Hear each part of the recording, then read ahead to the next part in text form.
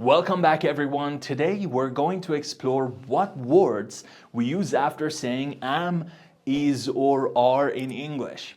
These words help us give more information about what we're talking about. Let's find out more.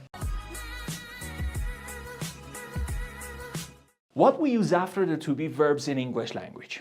After to-be verbs in the simple present tense, we typically use either nouns.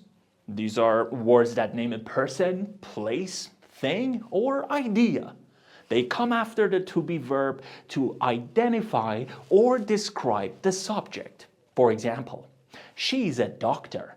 Here in this sentence, a doctor is a noun. They are students. Here, the word students is a noun. It is a cat. Here, a cat is a noun. Number 2, adjectives.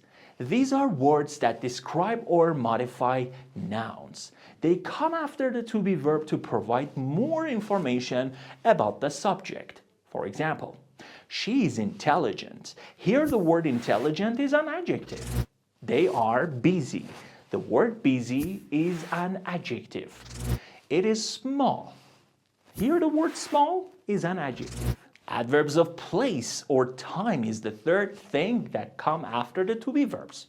These are words that describe where or when something happens.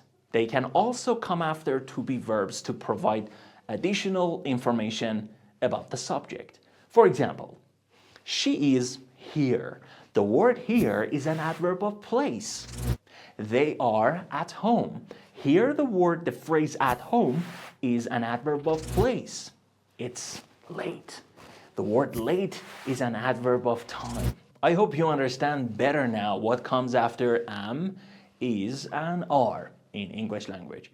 Practice saying sentences now like she's happy or they are students, and pay attention to the words that come after to-be verbs. If you're unsure or not sure, ask questions, keep practicing, and you'll get it. Great job today, everyone.